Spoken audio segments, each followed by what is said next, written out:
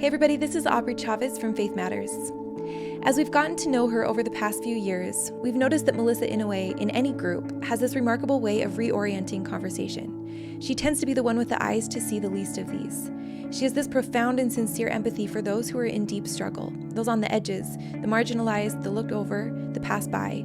And when these people and their difficulties are invisible to others, she gently calls others' attention to them as well. That empathetic perspective she brings has found a beautiful expression in her new book, Sacred Struggle, Seeking Christ on the Path of Most Resistance. It's a treatise on trials, one in which Melissa asks the deep, most difficult questions without shying away from them, including those around her own experience with cancer. The book and the conversation we had with Melissa deal with the struggle itself, but also with its second-order effects. How can struggle be alchemized into connectedness, into Zion, instead of driving us apart? And who gets to assign meaning to struggle? Is there a way to avoid pain in a community, or is it built into the experience? Melissa received her PhD from Harvard in 2011 and became a senior lecturer in Asian Studies at the University of Auckland in New Zealand. She's now working as a historian for the Church History Department and currently serves on the Faith Matters Advisory Board.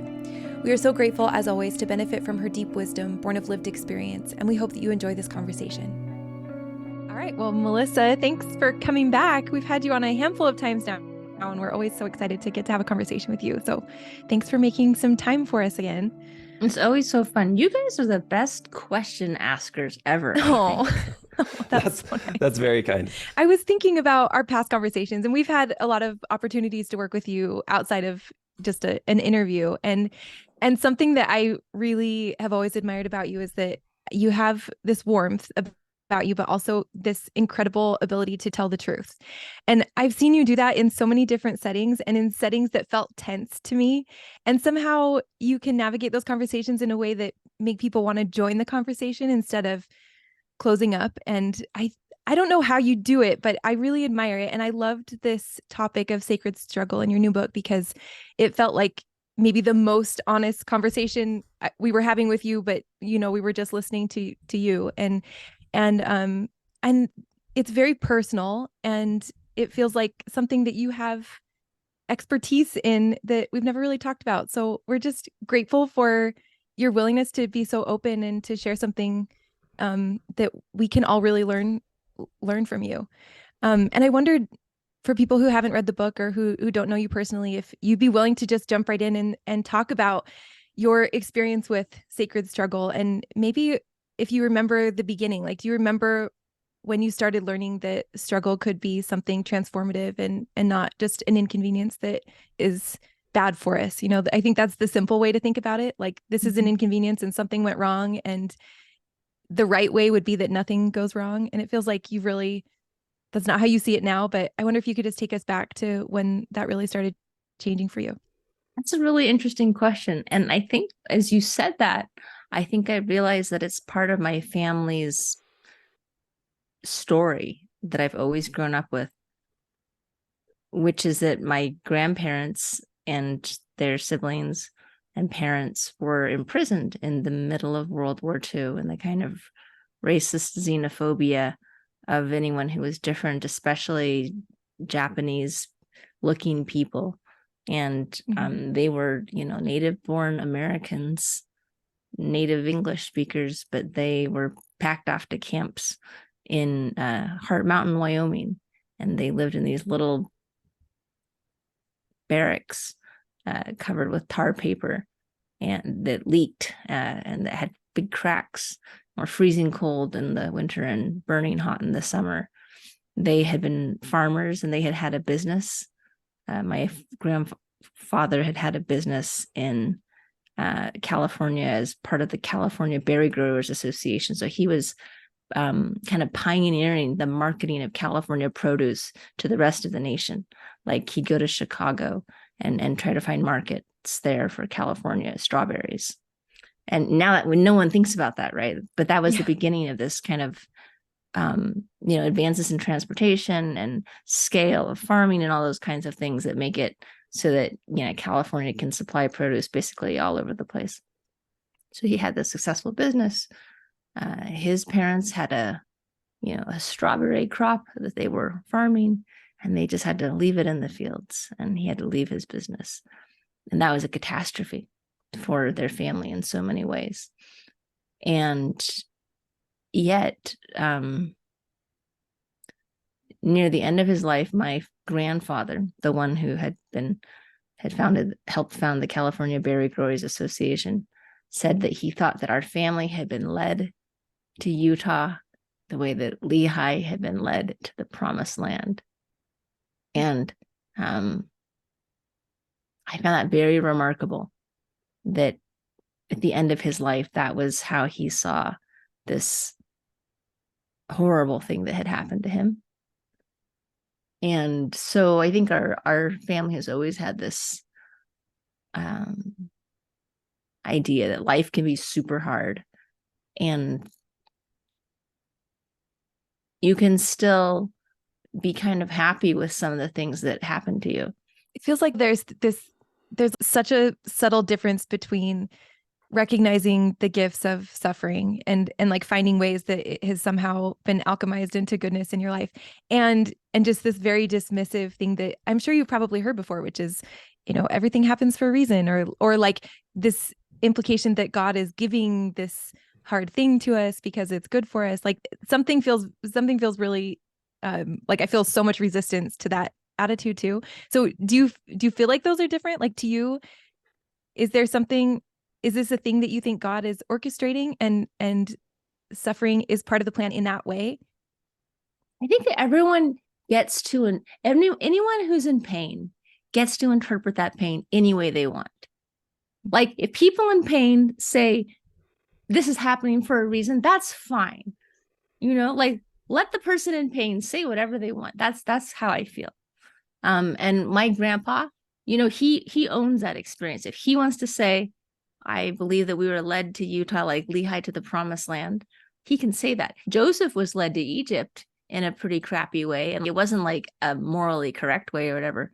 And I guess people would say, well, but that's all part of the plan, and you can like think about how that all works. But the point is, it's not like the fact that Joseph eventually got to Egypt and was able to help people makes it okay that his brothers threw him in a pit and sold him as a slave, right?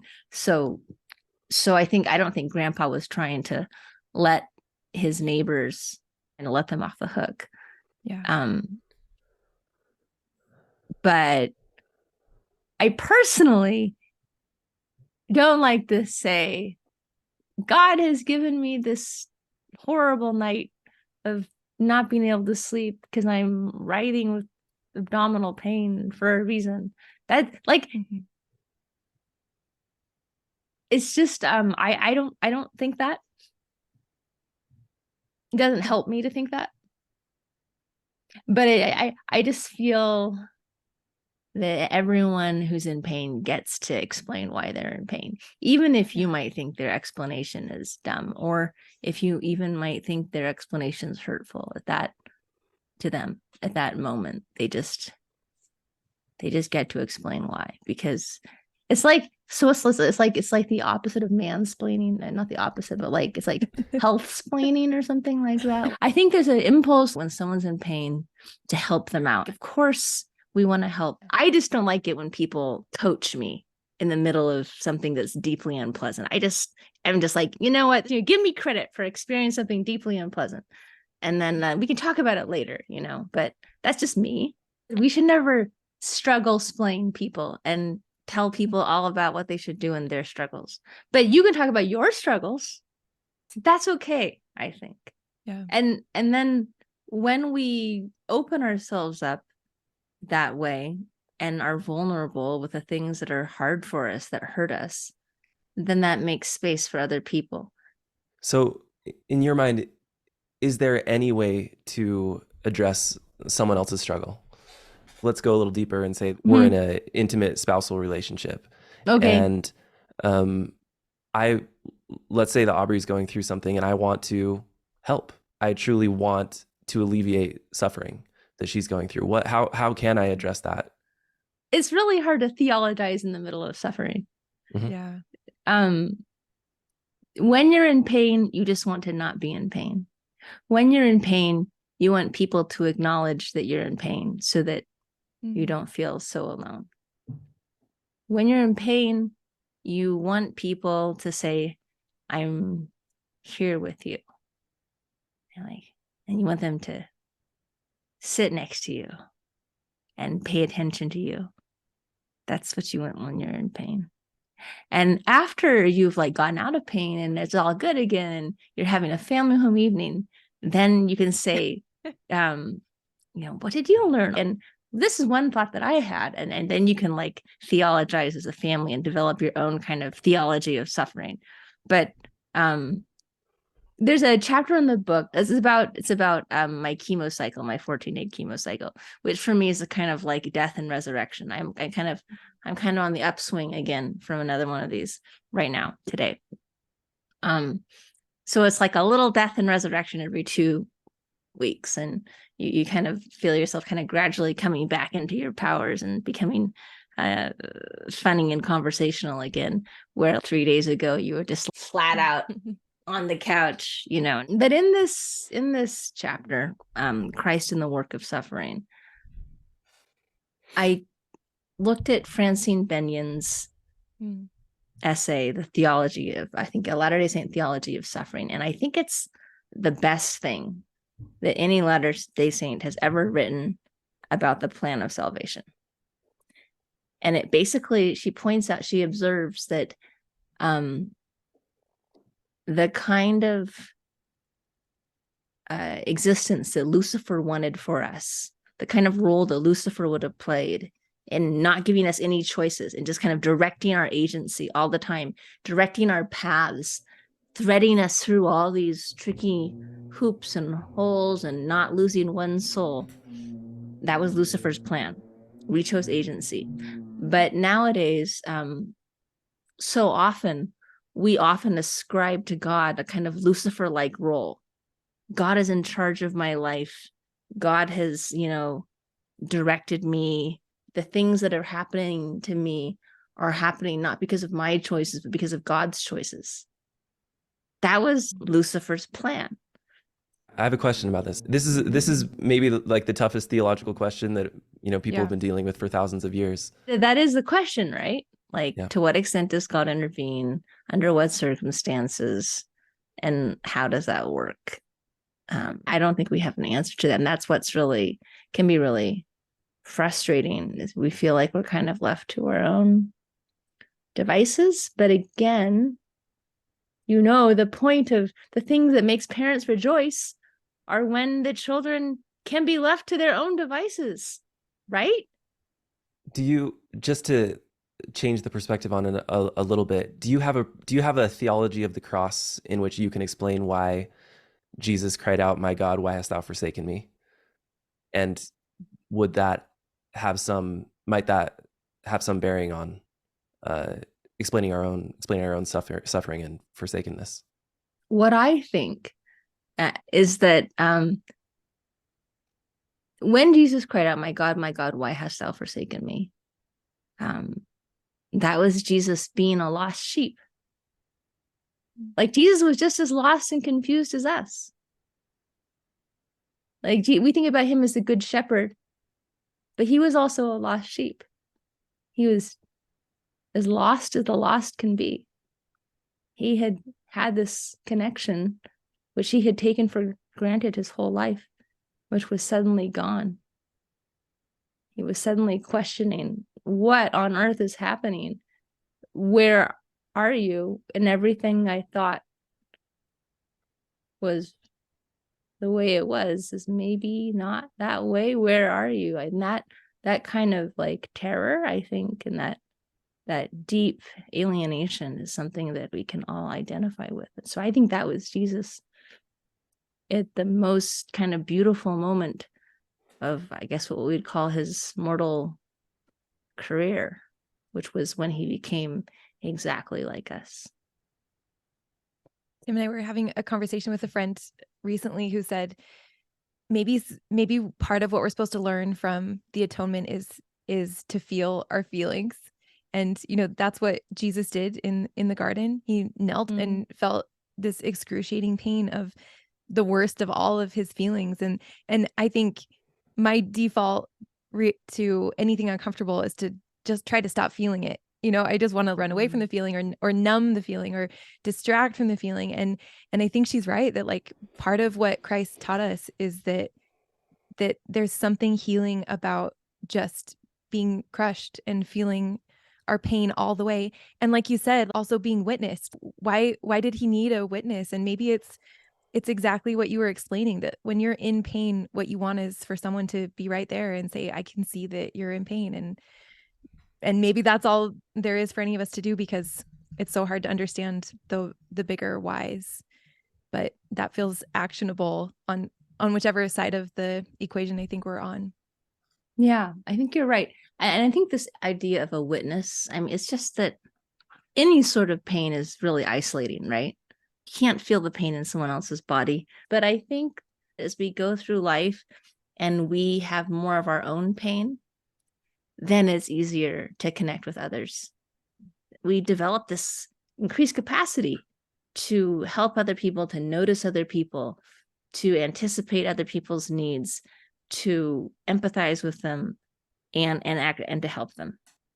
When you know exactly how someone feels, childbirth, not exactly, but when you have that kind of deep feeling, then you discover all these other people who, have had the same experience, and you're also able to identify those kinds of people and to know what to do. And I think that's the point. Like, that's why the struggle is sacred, is that it transforms us. Mm-hmm. And if we really believe that we're really children of divine parents, and we have to grow into their stature and power and wisdom, then I am afraid there's no other way. And I think that's what Eve and Adam also recognized. There's a decent portion of the book that is dedicated to suffering. These are my words, but suffering that's caused, or at least in some way brought about by being part of this covenant community or being a member of an institutional church. This institutional church, you call them the elephants in the room. Patriarchy, race, LGBTQ issues, and I thought it was Deseret Book published this book. I think that Deseret Book is trying really hard to get at the tricky things. That's why they have a whole series, right? Let's talk about, and they're all really hard issues. Like, they started out with, let's talk about polygamy. Most recently, there was, let's talk about race and priesthood. And they've got the Book of Abraham. So I think they're really trying to dig into these very tricky issues and not just kind of pretend like they're not there. There's like a literal book series that says, let's talk about the hardest stuff, basically. Mm-hmm.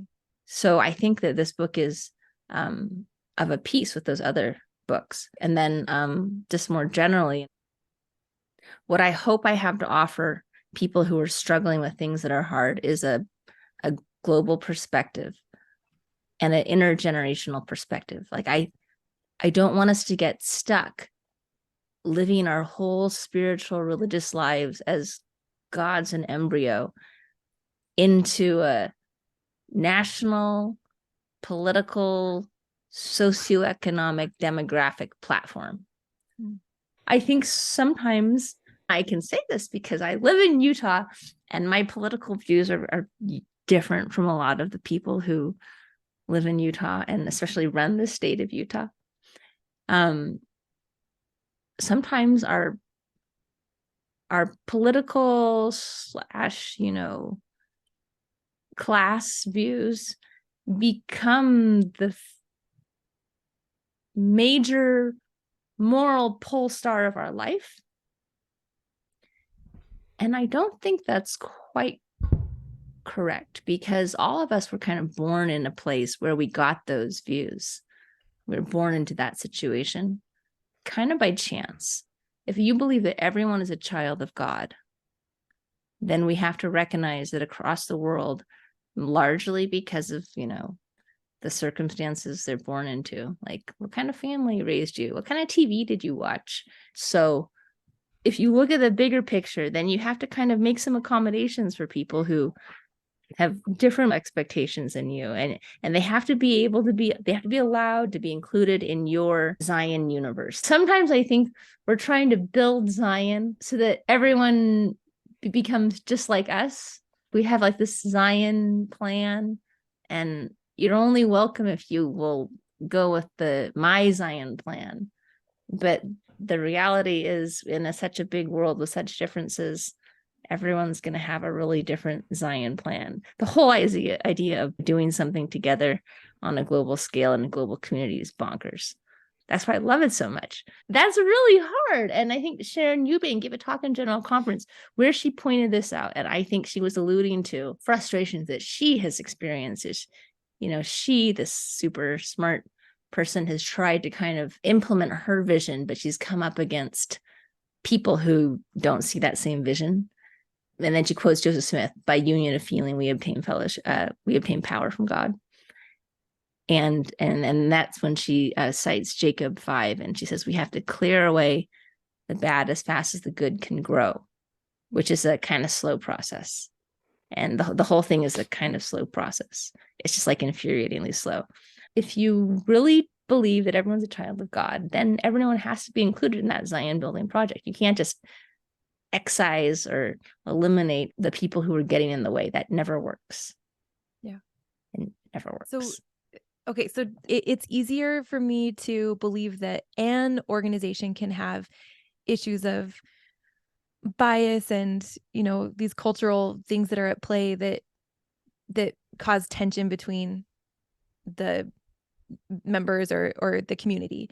But I think where it gets tricky in the church is that it feels like there should be some sort of higher standard. And maybe there shouldn't be, but if God is awake and working in our church, then it feels like some of these problems cause more dissonance because it's not a government and it's not a club. This is where we expect to see God. And so how can we in this church, how can we be struggling with things like racism, inequality, and bigotry? When I think about what is the church, Aubrey, when I think of the church, I think of the Latter-day Saints. So to me, the Church of Jesus Christ of Latter-day Saints is the Latter-day Saints. That's what we are. We're the church.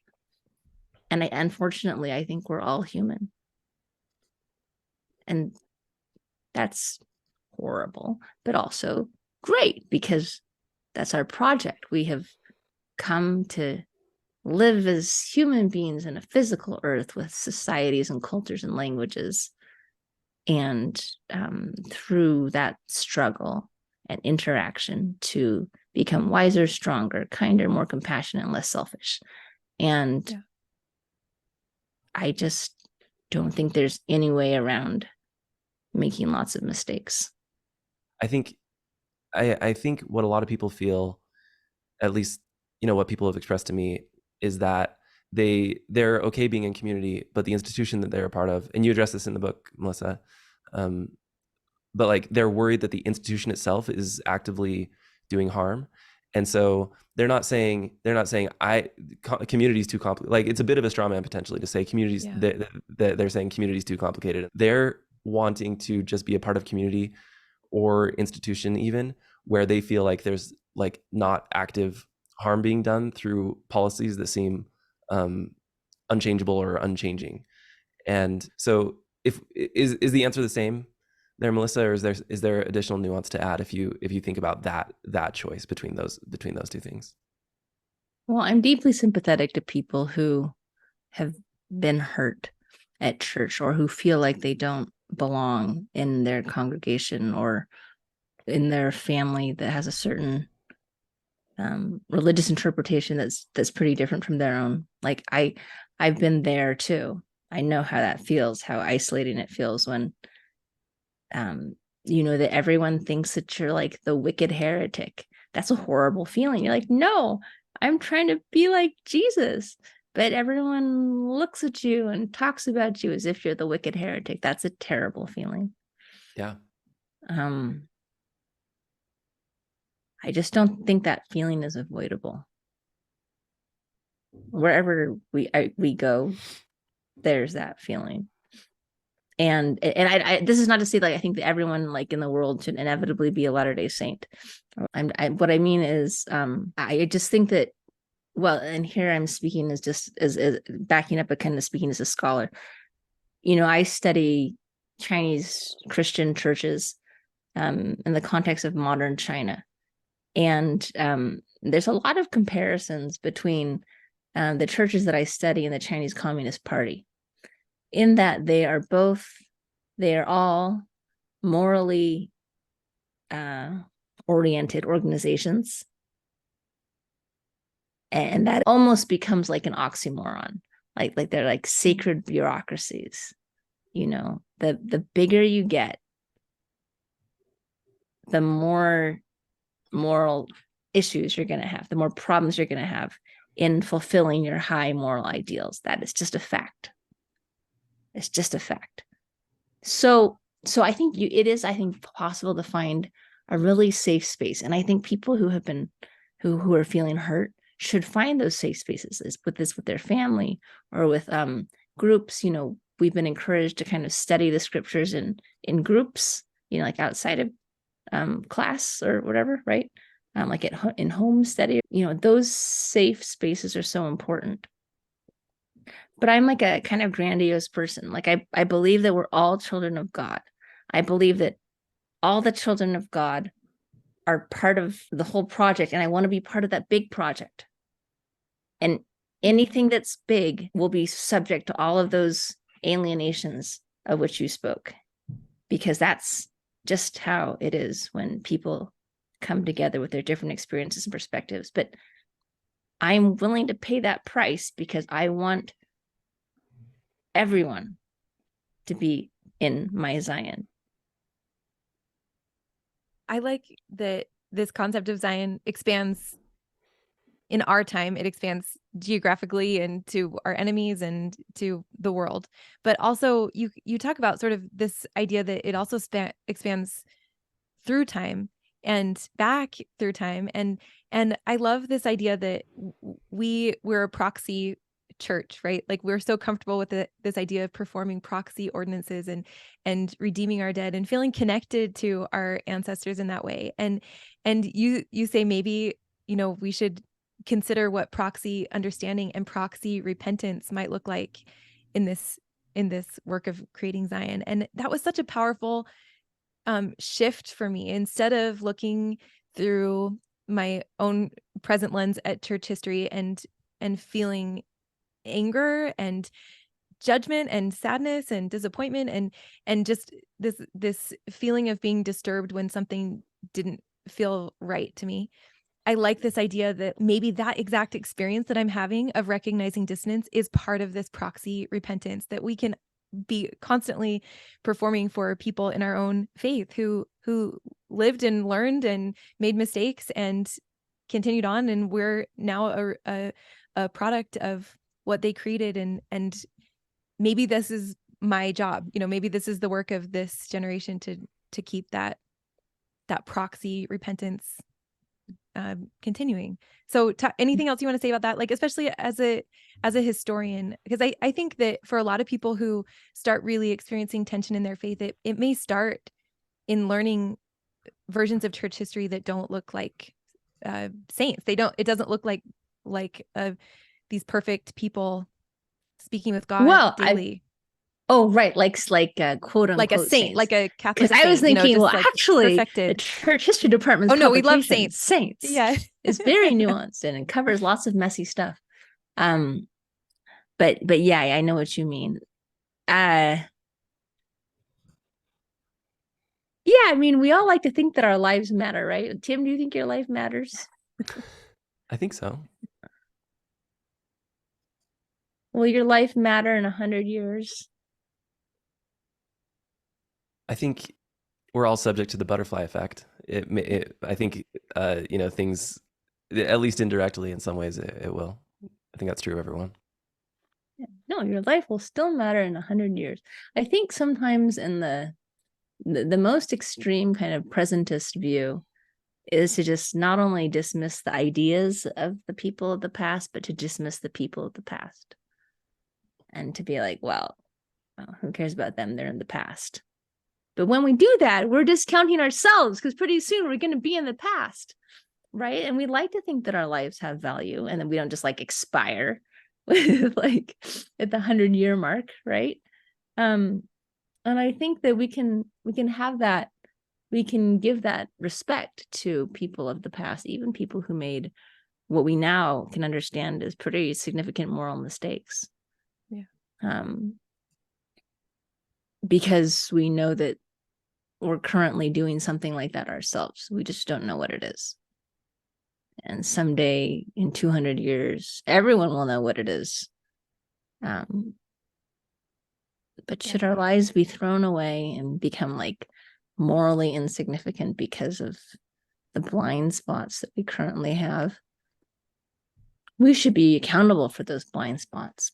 We should try to see where they are and to do something about them. But I think it's impossible for any person to, really just like see the future and understand everything in the world.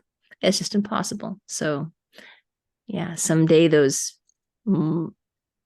people of the past who made huge errors in moral common sense will be us.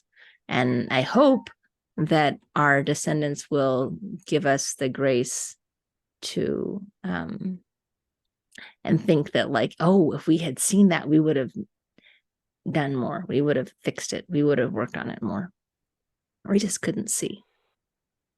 I really love that, because it sort of validates that part of the sacredness of this struggle is just being honest about what is causing dissonance. Like that, it doesn't mean that you're dismissing or devaluing the work and the sacrifice and the lives of our ancestors. It means in some ways we're participating with them. And I feel like that was a paradigm that would have really been so helpful to me when I first learned some of these stories. That like this isn't a betrayal to look back and say this feels wrong to me. It's like it's part of the work, and you're in it together still. And our job is to recognize when there's dissonance and keep moving and figure out how to fix it and create Zion in our own time. It felt like a way to really reconcile a lot of pain that I've felt personally around church history in a way that just feels really satisfying and peaceful and validating of like the perspective that we have now, but also allows for a way to just feel so much gratitude and respect for the people who went before and were also doing their very best. I wondered if, to close, could you talk about the road to Piha? Is it Piha? Oh, yeah. So there's this chapter in the book called The Elephants in My Room, Patriarchy and Other Pachyderms, and talks about various things. Title. And at the end, there's I tell the story. So when our family lived in New Zealand, sometimes on Sundays after church, we drag the kids out to Piha. The road to Piha is super curvy. It's like a race course. Like if you ever played Mario Kart, it's like Mario Kart. It's like it's like total turns and hairpin twists and everything. And when you get to Piha, there's this really interesting phenomenon, which was the driver, always my husband, would be like very happy and energized because that was really fun to like drive to Piha. And then the passengers in the back seat, like the kids, would be just like super car sick and very unhappy. And the question is, since we all traveled the same road in the same vehicle, how could we have a different experience, such a different experience? Well, when you're driving the car, you have control. Your body can see where you're going, and in fact, you're directing the car, along where your eyes are looking. And you have a steering wheel to hold on to. You're in charge. You're making all the choices about how fast to go, how fast to take the turns. While in the back of the car, the passengers don't have as good of a view of the road. They can't see as much what's coming. Their bodies are subject to greater centrifugal force because of their position at the back of the vehicle. They have nothing to hold on to. They don't make any decisions in where the car is going to go. They're just sitting there as the car goes around a turn at a certain speed, feeling those forces on their bodies. And so for that reason, they can get really car sick. And so I guess the question is, for people who say, this church is great, and I don't understand why anyone would, want to leave or have a hard time. I suggest they find ways to sit in the back seat. And that can be hard. Like, you can't unman yourself, and you can't unpriesthood yourself. But you could talk to people, I guess, who are always sitting in the back seat and ask them what's going on. You could try to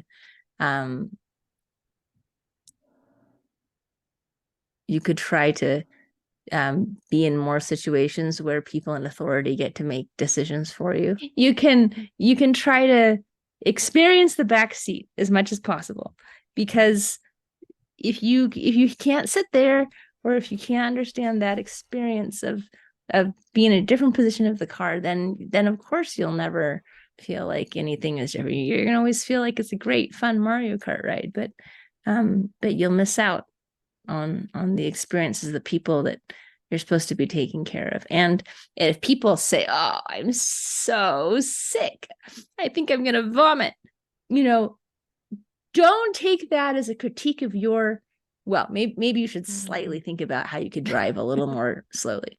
Don't take it as a critique of your driving skills, but take it as an expression of love from people who are willing to climb into that car with you all the time and feel kind of sick, but who have this rock solid commitment to traveling with you.